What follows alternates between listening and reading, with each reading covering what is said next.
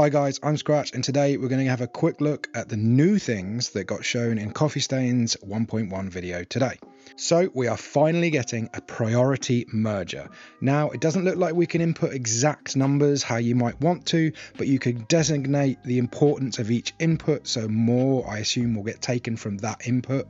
Again, I can't really tell from this shot how much granular input we'll get, but still it's a step in the right direction. Next is the railway buffer stops. That's really hard to say.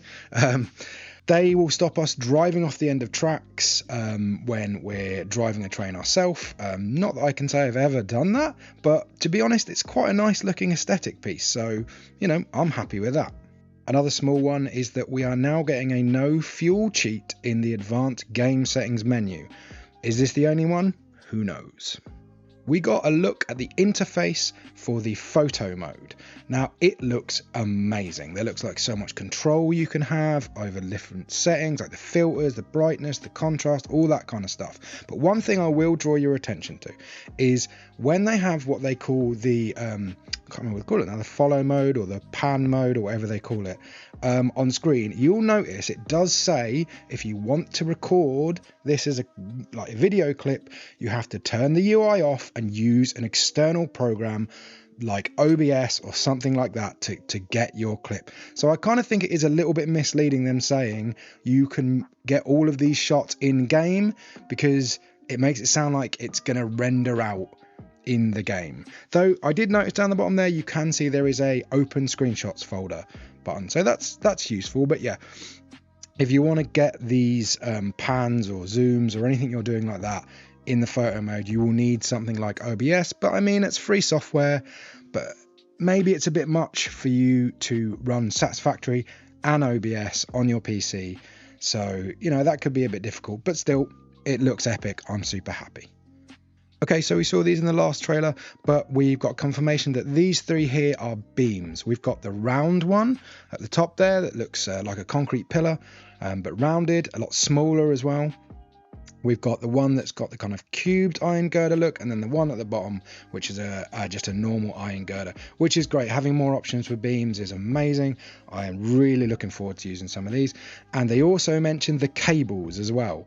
I assume they're going to work like beams, but we didn't really get confirmation on that. But again, two types, the fatter one and the thinner one. I noticed there are two types of fan. There's one without blades and one with a fan blade inside. So that's cool. Who knows what else they're going to add like that, different variants of things we've seen already. So looking forward to seeing what else we get on that front. Now, getting into the really exciting stuff, they also mentioned that they're improving signs, and I noticed there's a little arrow on top now of the display, so we can tell which way signs go up, which is a great thing.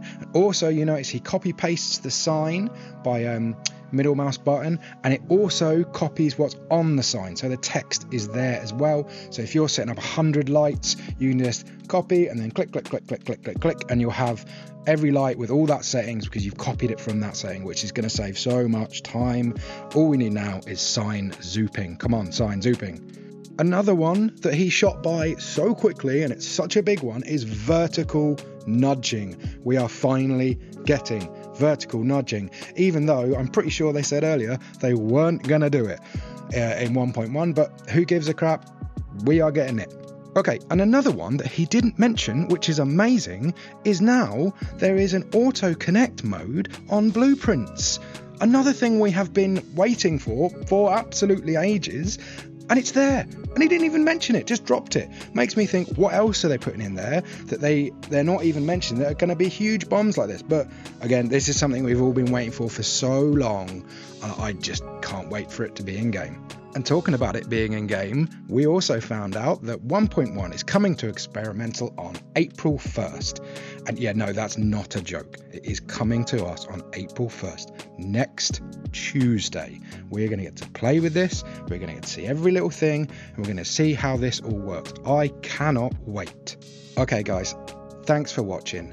If I've missed anything, let me know. Like I said, if you want all the details and everything else, go to the video. There was loads of good information about the new Hypertube U-bends or whatever they're called, and how the elevators work, and lots of good stuff there. But I didn't feel like going over that because that's in the video. He explains it. I wanted to go over new things that he didn't mention, or things that I've noticed in the background. So yeah, if you did notice anything that I didn't, because I've only literally just now seen the video, drop them in the comments. I'll keep up to date with news. I think next week I will probably do a video in experimental, playing with all the new stuff.